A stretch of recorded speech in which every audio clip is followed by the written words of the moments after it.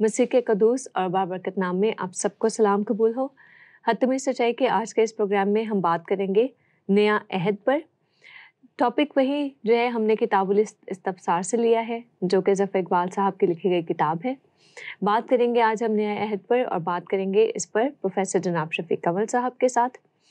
Sir, इस बारे में जो वो पहले बात करते हैं वो कहते हैं, ज़फ़र इकबाल साहब फरमाते हैं, क्या मसीह यीशु ने नया अहद बांधने की कोई बात इरशाद फरमाई थी? मैं कहता हूँ कि लाइल्मी की भी कोई हद होती है। सम टाइम बंदा बशर है, कोई हाफजे से कोई बात उतर जाती है, लेकिन जिस शख्स को ये नहीं पता कि नए अहद की बात मसीह यीशु ने बरमला की है और ये क्रिश्चियनिटी की एक बेसिक तालीम। आप देखें कि बाइबल को हमने दो हिस्सों में तकसीम किया, ओल्ड टेस्टामेंट और न्यू टेस्टामेंट।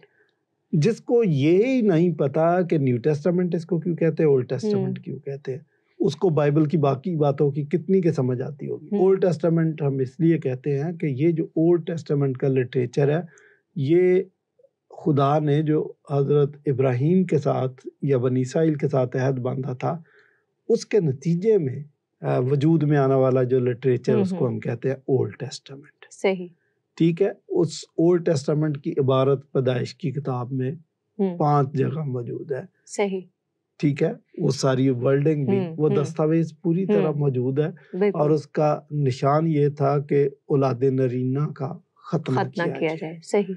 न्यू टेस्टामेंट हम बाइबल के उस हिस्से को जिसमें अनाजील और 27 किताबें टोटल है, इसलिए कहते हैं कि मसीह यीशु ने एक नया अहद बांधा और वो क्रिश्चियन नेशन के साथ बांधा, और ये अहद मसीह यीशु ने अपने खून से बांधा। सही।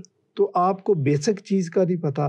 3 अनाजील में बहुत वाज़े अल्फाज में मसीह यीशु ने कहा कि मैं तुमसे एक नया अहद बांधता। वो कहते हैं कि मसीह ने क्या ये बात इरशाद फरमाई थी, आपको पता ही नहीं। 3 अंजीलों में वाशगाफ अल्फाज में ये बात लिखी हुई है कि मैं तुमसे एक नया अहद बांधता।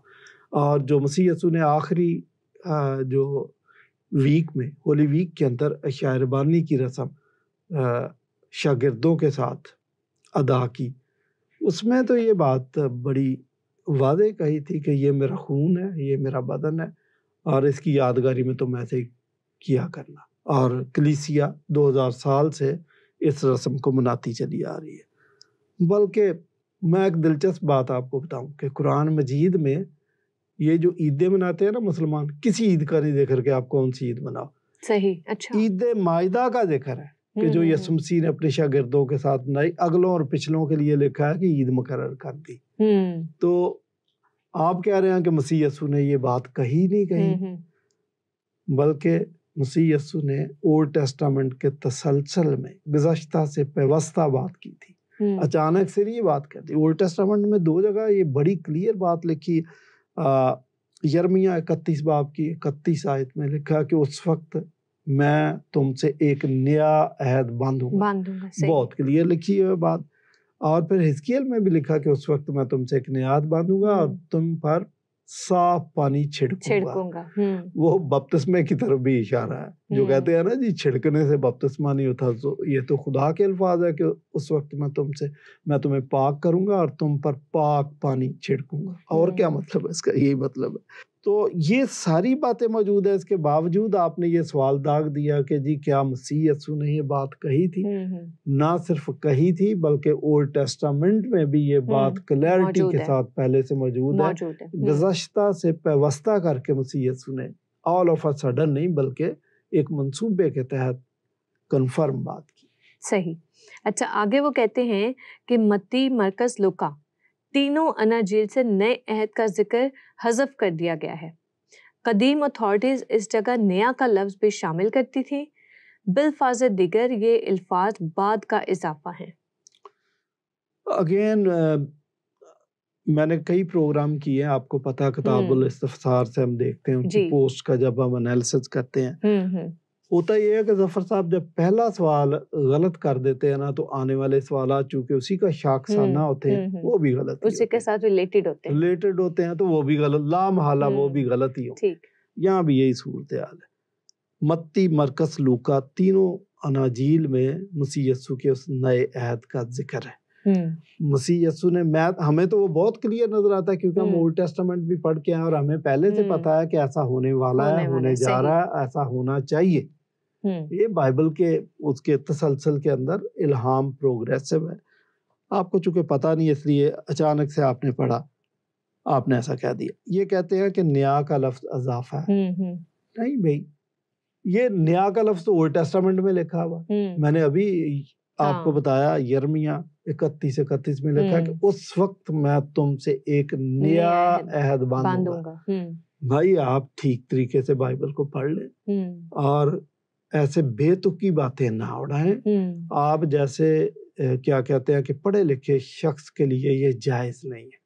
اب میں سمجھتا ہوں کہ یا تو وہ لا علمی کی وجہ سے کر رہے ہیں یا پھر دانستہ بائبل پر اس قسم کی بے تکی تنقید کر رہے ہیں. صحیح. بہرحال ہمارا کام ہے گائیڈ کرنا, ہم ان کو گائیڈ کر رہے ہیں. اچھا, یہ جس عہد کی ذکر ہے اس کا ڈایاٹیسرون کے اندر بھی ذکر ہے. ڈایاٹیسرون ایک سمجھے کہ کتاب ہے جس کو چاروں اناجیلوں کو مکس کر کے ایک ساتھ لکھ دیا گیا. اچھا.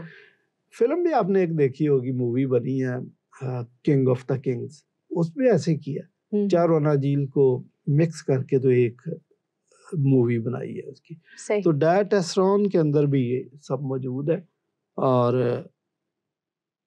اس میں ہمیں تو کوئی بات نہیں ہے, نہ ہمیں کوئی پریشانی ہے, نہ ہمیں کوئی کنفیوژن ہے.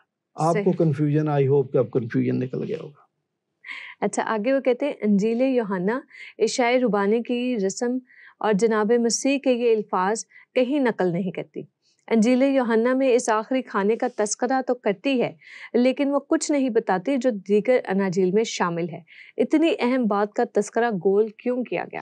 گول کیا گیا؟ آپ تو خود کہہ رہے ہیں کہ تذکرہ تو کیا, آپ کہہ رہے ہیں تفصیل سے نہیں کیا. دیکھیں میں یہ بات بتاتا ہوں کہ یا تو آپ یہ کہیں کہ جی تذکرہ سرے سے نہیں, تذکرہ ہے, کس جگہ ہے کس جگہ نہیں ہے, کس جگہ زیادہ ہے کس جگہ کم ہے, اس سے فرق نہیں پڑتا.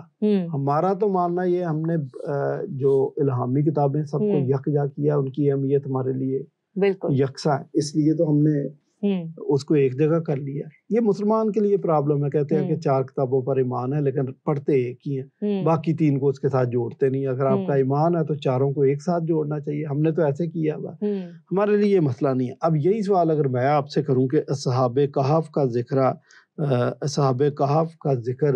سورہ کہف میں ہے, سورہ بقرہ میں کیوں نہیں ہے؟ جی امپارٹنٹ تھا نا بھائی, تو کیوں نہیں ادھر لکھا؟ آخری صورت میں کیوں نہیں لکھا؟ صرف سورہ کہف کے اندر کیوں لکھا؟ یہ کوئی سوال کرنے والا نہیں ہے. میں کہوں کہ کدو کی بیل کا ذکر جو ہے وہ صرف سورہ الصفات کے اندر ہے, وہ بھی ایک لائن میں. بھائی تفصیل کیوں نہیں لکھی؟ اور سورہ فاتحہ میں کیوں نہیں لکھا؟ ہے کوئی اعتراض کرنے والا؟ میں سمجھتا ہوں یہ فضول بات ہے, لیکن آپ کی بات کا جواب ہے تاکہ شاید آپ کو اس طریقے سے سمجھ آ جائے کہ یہ سوال آپ کا فضول ہے. جی فلاں جگہ پہ ہے تو فلاں جگہ پہ, بلکہ میں اب ایک اور سوال ذرا سخت ہے کہ 14 لاکھ حدیثیں آپ نے لکھ دی, ان کو قرآن مجید کے ساتھ کیوں نہیں لکھا؟ اسی میں ایک ہی کتاب بنا کے لکھتے, یہ الگ کیوں لکھی؟ اور 250 سال بعد کیوں لکھی؟ اسی وقت لکھ دیتے ساری بات. اور پھر آپ ہم پہ اعتراض کر رہے ہیں, جناب آپ کو پتہ نہیں ہے کہ یہ حدیثیں روس میں بیٹھ کے لکھی گئی, آپ کو پتہ ہے اس بات کا؟ صحیح. اچھا. امام بخارا کا رہنے والا تھا, بخارا روس کے اندر ہے. صحیح. وہاں اتنی دور بیٹھ کے وہ حدیثیں لکھ رہا ہے, تو عرب کے اندر تو وہ نہیں تھا. ہمیں اعتراض کرنے والے یا ہمیں چراغ دکھانے والے جناب خود بھی دیکھ لیں پہلے کہ کیا کرتے ہیں. صحیح. ہماری نظر میں تو کوئی بات نہیں ہے کہ ایک انجیل میں لکھا, 3 میں لکھا, بھائی لکھا تو ہے نا. اچھا سوری, یہ بات تو سر ہر ایک بات پہ پھر بیٹھے گی. یعنی جناب مسیح کی جو پیدائش ہے وہ 2 اناجیل میں ذکر ہے, 2 میں نہیں ہے, تو آپ کیا کہیں گے اس بارے میں؟ مطلب یہ تو ہر ایک بہت سی ایسی باتیں ہیں جو کسی ایک انجیل کا حصہ ہے, دوسرے انجیل کا حصہ نہیں ہے. ہاں, یا وہ آپ اعتراض کرتے ہیں کہ مسیح کی پیدائش کو اس کو پیدائش کی کتاب میں ہونا چاہیے تھا کیونکہ پیدائش کا لفظ ہے. بھائی یہ فضول بات آپ کر رہے ہیں. اصل میں یہ بات میں پہلے بھی کئی دفعہ سمجھا چکا ہوں کہ اناجیل کو سمجھنے کے لیے آپ یہ دیکھیں کہ جس طرح شادی پہ ویڈیو جب بنتی ہے تو 3 کیمرے لگتے ہیں، آپ سمجھ لیں 4 لگتے ہیں، تو وہ چاروں کیمرے ایک جگہ نہیں لگتے. ابھی بھی آپ دیکھیں ہمیں جو شوٹ کر رہے ہیں 3 کیمرے لگے ہوئے ہیں. ایک کیمرے پہ میری شکل جو ہے پوری نظر آ رہی ہے جو میرا بالکل سامنے ہے، جبکہ یہ جو میرے سائڈ پہ کیمرہ اس پہ صرف میرا لیفٹ سائڈ والا حصہ نظر آ رہا ہوگا، لیفٹ کان نظر آ رہا ہوگا، ناک بھی آدھا نظر آ رہا ہوگا. ٹھیک ہے، جو درمیان والا کیمرہ اس میں ہم دونوں کی شکل نظر آ رہی ہے اس میں. تو آپ کیا کہیں گے کہ ایک کیمرے کو دیکھ کے آپ یہ اندازہ نہیں لگا سکتے کہ یہ تو سازش ہو رہی ہے جناب، پادی شفیق کا دایاں کان تو اس میں ہے ہی نہیں ہے، یہ تو بہت بڑی سازش ہے، اڑا دیا گیا ہے، یہ دانستہ سازش ہے، ہو سکتا کان ہو ہی نہ. او بھائی یہ بات ظفر صاحب جو باتیں کر رہے، اس قسم کی باتیں کر رہے، ان کا سر پاؤں نہیں ہے. آپ کو لاجیکل بات کریں، لاجیکل اعتراض کریں، ہمیں بھی پتا چلے آج اس کا جواب دینا مزہ بھی آئے. ٹھیک. آگے وہ کہتے ہیں جناب مسیح نے معروف معنوں میں نیا عہد نہیں باندھا اور نہ ہی قدیم نسخوں میں یہ بات شامل ہے. پولوس کے زیر اثر نئے عہد کا تصور پختہ ہو گیا. میں نے پہلے آپ کو بتایا تھا نا کہ جب پہلا سوال غلط ہے تو آنے والے سوال بھی بونگیوں کا مجموعہ ہوگا. بالکل وہی بات ہے کہ معروف معنوں میں کیوں نہیں نیا عہد باندھا.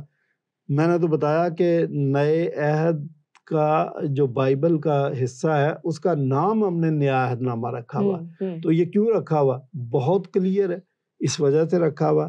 اور مسیح یسوع نے آخری ہفتے میں جب یہ رسم ادا کی جس میں کہا کہ میں اپنے خون سے نیا عہد باندھتا ہوں، سارے شاگردوں کو بلایا اسپیشلی، اور ایک خاص دوست کے ہاں یہ دعوت کی گئی اور وہاں پر یہ اہتمام کیا گیا اور مسیح یسوع نے شاگردوں سے امپارٹنٹ باتیں کی. آپ یہ دیکھیں کہ جب اس کو پتا ہے کہ اب مجھے پکڑ کے اریسٹ کیا جائے گا اور مجھے صلیب دے دیا جائے گا، تو فالتو باتیں نہیں کرنی تھی، خاص باتیں، اسپیسیفک باتیں کی. اس میں یہ بات کی ہے، بلکہ یہی بات کی، عورتوں کو بات ہی نہیں کی. تو آپ کہیں جی کہ وہ معروف معنوں میں نہیں کیا، بڑے واشگاف معنوں میں نہیں کیا، اور کیسے کرنا. بلکہ میں نے شاید آپ کو بتایا پہلے بھی کہ اس کا تو قرآن مجید میں بھی ذکر ہے کہ وہ جی المائدہ کی عید منائے، اگلوں اور پچھلوں کے لیے عید مقرر کر دی. تو آپ مجھے چھوڑیں، آپ کو بائبل پہ اعتبار نہیں، اناجیل پہ اعتبار نہیں، اپنا مان لیں اور عید منائیں. جبکہ باقی آپ جوڑ توڑ کر کے عیدیں پیدا کرتے ہیں، آج ہی منانی ہے. حضرت اسماعیل کی یاد میں ذبیح اللہ کے طور پر جو آپ عید مناتے ہیں، اس کا تو کہیں قرآن مجید میں ایٹ لیسٹ ذکر نہیں ہے. حدیثوں میں ہو تو ہو، اس عید کا کہیں کوئی ذکر نہیں ہے، قرآن میں نہیں ہے. آپ زبردستی مناتے ہیں، عید کا لفظ نہیں ہے. جہاں عید کا لفظ ہے کہ عید مائدہ کی عید منائیں تو اس کا ترجمہ کر دیتے ہیں خوشی منائیں. تو بھائی عید خوشی ہوتی ہے. باقی تو آپ کبھی یہ نہیں کہتے کہ ہم جو عید منا رہے ہیں تو یہ عید نہیں، ایکچولی خوشی ہے. بھائی عید اور خوشی کا ایک ہی مطلب ہے. دیکھیں، ڈالا ہے تم کو وہم نے کس پیچ و تاب میں، پریشان ہو جاتے ہیں، پھر ایسی ایسی تشریحات کرتے ہیں کہ وہ عجیب لگتا ہے، ہمیں ہنسی آتی ہے. تو انہوں نے الزام لگا دیا کہ یہ پولوس کے زیر اثر ہے. نو، آپ دیکھیں مسیح اپنی صلیبی موت کا ذکر کر رہے تھے، اور یہ جو عید مائدہ جس کو اسلامی ٹرم میں عید مائدہ کہا جاتا ہے یا کہنا چاہیے، یا عشائر بانی، یہ مسیح یسوع نے صلیبی موت کی طرف اشارہ کیا تھا. تو آپ کیسے کہتے ہیں کہ پولوس کے زیر اثر یہ سب کچھ ہوا؟ یہ تو سب کچھ مسیح قائم کر کے گئے کہ اس کی یاد میں تم یہ کرنا ہمیشہ یادگاری. اور چرچ نے 2000 سال سے اس رسم کو اپنایا. بعض لوگ ڈیلی کر رہے ہیں اور بعض لوگ ہفتے میں ایک دفعہ، بعض لوگ مہینے میں ایک دفعہ، جیسے جیسے ڈفرینٹ چرچز کا رواج ہے. لیکن ہر چرچ عشائر بانی کرتا ہے. میں انگلینڈ گیا تو ونزر کیسل کے اندر انہوں نے مجھے بتایا کہ ڈیلی عبادت ہوتی ہے، ڈیلی عشائر بانی بھی ہوتی ہے جہاں ملکہ رہتی ہے. تو آپ کیا بات کرتے ہیں کہ پطرس نے جی یہ کہہ دیا، پولوس کے زیر اثر یہ ہوا. بلکہ یہ جو نئے عہد کی وجہ سے نئی قوم وجود میں آئی ہے، یہ پولوس نے نہیں بتایا. یہ بات تو آپ کو پطرس بتا رہا ہے کہ تم ایک مقدس قوم ہو، پہلے تم کوئی قوم نہیں تھے. تو یہ تو پطرس بتا رہا. آپ کیسے کہہ رہے ہیں کہ پولوس کے زیر اثر یہ سب کچھ ہوا؟ یہ سب کچھ ان کی غلط فہمیوں کا نتیجہ ہے. ٹھیک. اچھا آگے وہ کہتے ہیں مسیحیوں کے پاس اصل نسخے تو موجود نہیں مگر وہ چرچ کے شائع شدہ نسخوں پر انحصار کرتے ہیں. کیا ایسا ہی ہے سر؟ نہیں ایسا نہیں ہے. یہ ہمارے پاس اصل نسخے بھی موجود ہیں اور تراجم بھی موجود ہے اور سینکڑوں اور ہزاروں کی تعداد میں موجود ہے. دیکھیں اگر آٹوگراف، شاید ان کا اشارہ آٹوگراف کی طرف ہے، آٹوگراف سے کاپی، کاپی سے کاپی ایسے بنتا ہے، لیکن وہ کسی کو ضرورت نہیں تھی کہ وہ کاپی بناتے وقت ان میں کوئی تحریف کرے یا تبدیلی کرے. کیوں کرے گا؟ ایسی کوئی بات نہیں ہے. یہ وہی بات ہے کہ کسی کے پاس ہیرا موجود ہے اور وہ کہے کہ میں اس میں شیشہ مکس کر لوں تو وہ اس کی بیوقوفی ہوگی، یا اس میں لوہا مکس کر لوں. وہ وزن تو بڑھا لے گا لیکن اس کی کوالٹی ختم ہو جائے گی. وہ ایسا کیوں کرے گا؟ ہمارے پاس الہام کی دی ہوئی کتابیں، اور ہم کہیں کہ انسان کی بنائی ہوئی کتابیں بھی بیچ میں شامل کر لیں.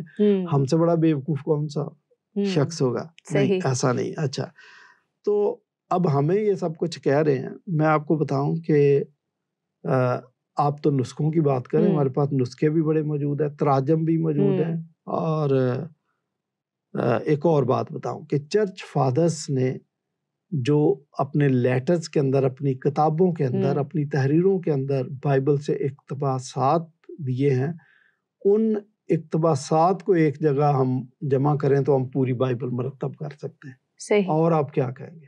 تو یہ کوئی جل نہیں دے سکتا ہمیں کہ ہم کسی غلط فہمی کا شکار ہیں. ہمارے پاس خدا کا اصل پیغام موجود ہے. اب آپ نے مجھ سے یہ سوال پوچھا تو میں بھی یہ حق رکھتا ہوں کہ آپ بھی چونکہ دعویٰ کرتے ہیں کہ آپ کے پاس الہامی کتاب ہے، الہامی کتابیں ہیں، جس کی حفاظت کا وعدہ اللہ تعالیٰ نے خود کیا. ہاں، سورہ حجر کے اندر ہے، حالانکہ اس میں قرآن کا لفظ نہیں ہے، وہ ذکر کا لفظ ہے. اور ذکر قرآن نے کئی دفعہ بائبل کے لیے، اولڈ ٹیسٹامنٹ کے لیے، نیو ٹیسٹامنٹ کے لیے استعمال کیا. صحیح. ٹھیک ہے. تو آپ کہہ رہے ہیں کہ جی وہ قرآن کی حفاظت کا، تو اگر خود قرآن کی حفاظت کا ذمہ بھی لیا تھا تو یہ حفاظت کی نہیں جو حضرت ابو بکر کے کیا کہتے ہیں کہ بنائے ہوئے نسخے تھے، اس کی سپرویژن میں ان کو تو آگ لگا دی گئی تھی. نظر آتش کر دیا. صحیح. تمام نسخوں کو اور جو کاپیاں بنائی تھی، ایک نسخہ رہ گیا تھا حضرت حفصہ کے پاس. بتاتا ہوں. صحیح. تو با حوالہ یہ جو میں بات کر رہا ہوں، با حوالہ علوم القرآن از ڈاکٹر صبحی صالح اور علوم القرآن از جلال الدین سیوطی، ان کے اندر آپ یہ سب کچھ پڑھ سکتے ہیں. ساتھ ہی میں یہ بات بھی کہوں گا کہ دروغ بر گردن راوی، اور حضرت عثمان نے اس کی 7 کاپیاں کرا کے مختلف صوبوں میں بھیج دی تھی.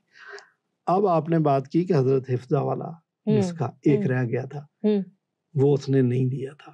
اگر وہ دے دیتی تو اس کا بھی یہی ہونا تھا کہ اس کو آگ ہی لگائی جاتی. اچھا یہ آگ لگائی گئی. ڈاکٹر صبحی صالح ایک جگہ لکھتے ہیں کہ بعض روایتوں میں یہ بھی آیا کہ کچھ نسخوں کو نظریاب بھی کر دیا گیا تھا، پانی میں ڈال دیا گیا. ایسا کیوں کیا گیا؟ اس کی ضرورت کیوں پیش آئی؟ ہاں، یہ دلچسپ سوال آپ نے کر لیا. حضرت حفصہ کے پاس جو نسخہ تھا، جب ان کی موت کے بعد خلیفہ مروان کے ہاتھ لگا تو اس نے اس کو بھی تلف کر دیا، اور ساتھ یہ کہا یہ میں اس لیے کرتا ہوں کہ آنے والے وقت میں کسی کو اس پر اس شکوک و شبہات پیدا نہ ہو، اس وجہ سے میں نے کیا. تو یہ جو نظر آتش کرنے والی بات ہے، میں تو خلیفہ مروان کے اس بیان سے یہی سمجھتا ہوں کہ آپ نے شکوک و شبہات کو دور کرنے کے لیے ایسا کیا. میں سمجھتا ہوں کہ وہ جو اوریجنل نسخے تھے جو حضرت ابو بکر نے تیار کروائے تھے، ان کو آج تک ہونا چاہیے تھا، اور مسلمانوں کی یہ ڈیوٹی بنتی تھی، ان کا فرض بنتا تھا کہ ان کو سنبھال کے رکھتے تاکہ ہم ان پہ ریسرچ کر سکتے. ہو سکتا وہ بہت شاندار ہوتے اور ہم انہی نسخوں سے قائل ہو جاتے کہ آئیں جی اسلام قبول کرتے ہیں. آپ نے کیوں ان کو ضائع کر دیا؟ یہ صورتحال ہے. ہم پہ تنقید کر رہے ہیں کہ ان کے پاس تو اصل نسخے موجود ہیں. اچھا آگے وہ کہتے ہیں مسیحیت ایک واحد مذہب ہے جو مرنے کے بعد بھی اختیار کیا جا سکتا ہے. ایسا ہی ہے سر؟ نو، یہ الزام ہے یا ان کی غلط فہمی یا خوش فہمی. خوش فہمی اس صورت میں ہو سکتا ہے دماغ میں یہ بات لے کے، لاشعور میں یہ بات لے کے بیٹھے ہوں کہ چلو اگر اسلام سے کام نہیں بنا تو مرنے کے بعد کرسچینٹی کی طرف آ جائیں گے، وہاں تو یہ فیسلٹی موجود ہے. صحیح. حالانکہ یہ ان کی غلط فہمی. دو تین باتیں ہیں جو انہوں نے مکس کیا. یہ جو غلط فہمیاں جنم لیتی ہیں ہمیشہ فیلسیز کی وجہ سے لیتی ہیں. میں تو کبھی کبھی یہ بھی سوچتا ہوں کہ ہماری سیمنریز میں یہ سبجیکٹ لاجیکل فیلسیز لازمی پڑھایا جانا چاہیے. کالجوں یونیورسٹیوں میں پڑھایا جانا. ہم عام گفتگو میں فیلسی کا شکار ہو جاتے ہیں, چیزوں کو غلط سمجھ جاتے ہیں, اور مذہبی باتوں میں تو ہم بہت زیادہ غلط سمجھ جاتے ہیں چیزوں کو. تو اب دو تین باتیں میں اور بیان کروں گا.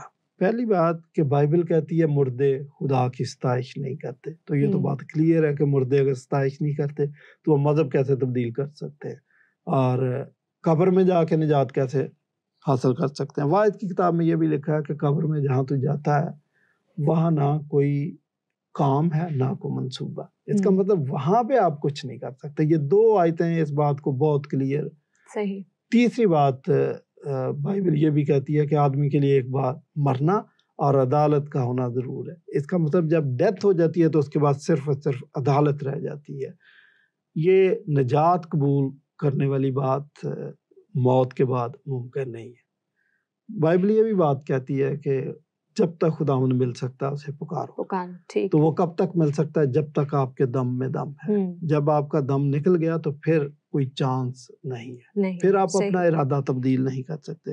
اچھا, ہمیں آپ نے یہ کہہ دیا, لیکن خود اہل اسلام کے بارے میں جناب کو پتہ نہیں ہے. ہمارے ملک میں تو یہ بہت ہو رہا ہے کہ قبروں پر چادریں چڑھائی جا رہی ہیں, قبروں سے منتیں مانی جا رہی ہیں, قبروں پہ نظر نیاز کیے جاتے ہیں, اصالِ ثواب کے لیے دیگیں دی جاتی ہیں, اصالِ ثواب کے لیے ختم قرآن کیا جاتا ہے. یہ سب کچھ آپ کر رہے ہیں تو آپ کے ہاں یہ بھی ہے کہ جناب مردوں کو قبر میں رزق بھی پہنچ رہا ہے. یہ بھی اچھا بعض لوگوں میں یہ تصور بھی پایا جاتا ہے. تو آپ سب کچھ یہ کر رہے ہیں اور جائزہ اور دھڑا دھڑ پاکستان کے اندر یہ سب کچھ ہو رہا ہے. آپ کو ہر 20 کلومیٹر کے یا 50 کلومیٹر کے فاصلے پر آپ کو ایک مزار ملے گا جہاں پر چادریں بھی چڑھائی جا رہی ہیں, منتیں بھی مانی جا رہی ہیں. آئے دن ٹی وی پر آپ دیکھیں ایسے کیس آتے ہیں, فلاں پیر کے پاس گئے تھے, یہ وہ سب ہوتا ہے.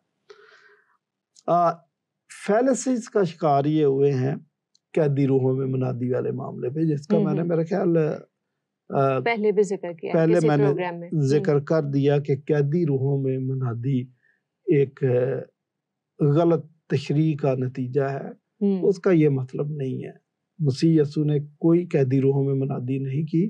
قیدی روحوں میں منادی کا مطلب ہے کہ گناہ گاروں میں منادی, اور وہ ہر نبی کرتا تھا.